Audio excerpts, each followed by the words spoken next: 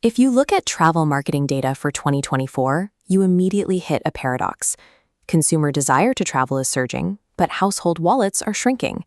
This chart shows the trend for travel intent. Across Europe, 54% of consumers expect to spend more money on trips this year compared to last year. But the financial reality looks very different. Of those exact same travelers, 87% are actively trying to cut costs because of the cost of living crisis. This gap between high intent and low budget has cleaved the market into two distinct economic realities. That economic pressure is hitting specific groups harder than others. The daily financial squeeze is squeezing younger demographics, specifically Gen Z and millennials, forcing them to hunt for deals and more affordable accommodations. On the other side of the split, you have the over 60 demographic and the top 20% of earners. For these affluent households, discretionary spending remains largely insulated from inflation. This presents a choice for your brand. Do you lower prices to keep your booking volume high, or do you hold your ground to protect your margins? The data suggests that trying to cater to both ends of this split market simultaneously is inefficient. Because the demographics are moving in opposite directions, you have to choose a specific lane to remain profitable. If you choose the volume preservation playbook, your target is that younger, middle-income demographic hunting for value. To reach this group, you have to address their financial constraints. That means implementing hyper-flexible cancellation policies and integrating buy now, pay later technology directly into your checkout. Spreading the cost over several months removes the immediate financial barrier, which helps keep your booking volume steady even when the broader economy is struggling. The trade-off is visible on the matrix. While payment flexibility maintains volume, it creates cash flow delay and increases exposure to last-minute cancellations. Because this demographic operates on razor-thin margins, your customer acquisition costs must remain low to stay profitable. This requires moving away from high-production commercial shoots and leaning into authentic, user-generated content instead. User-generated content meets the Gen Z preference for real experiences and significantly reduces the high overhead of traditional video shoots.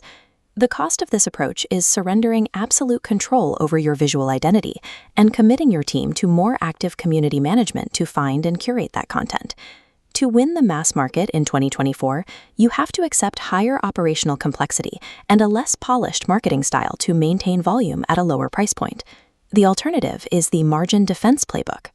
This strategy targets the insulated demographics, the over 60s and the highest earning 20%.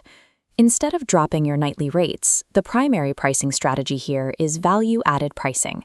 By bundling in complimentary meals, exclusive lounge access, or free room upgrades, you protect the perceived value of your brand without participating in a price war. Looking back at our matrix, the trade-off is in service delivery. Value adds eat into margins and require higher operational standards to justify a premium price. For this audience, marketing shifts toward authority-building digital PR and SEO to capture high-intent travelers. This involves using data-led campaigns, like an index comparing the cost of everyday staples across Europe, to earn mentions in top-tier media publications. This chart shows how that authority pays off in search. A strong PR strategy captures organic traffic for expensive international hubs, where Amsterdam sees 81,000 searches and New York sees 57,000 every month. The catch is the timeline. Digital PR requires a significant investment in data and research upfront, and the return on investment is much slower than immediate paid advertising. Winning the premium market means sacrificing short-term service margins to build defensible brand authority that is harder for competitors to displace. With the data showing travelers moving toward either extreme value or extreme luxury, the middle ground is becoming a strategic vacuum. Because consumers are prioritizing their limited budgets for best-in-class value or uncompromising luxury, a generic mid-market position lacks the specific appeal needed to drive growth this year. This framework helps allocate your budget. It starts with one question: is your primary demographic highly price-sensitive? If yes, prioritize volume preservation. Focus your budget on payment flexibility, user-generated content, and dynamic pricing to stay competitive. This path is highly effective for domestic travel, like local glamping and staycations. But if your audience is insulated from the crisis, prioritize margin defense.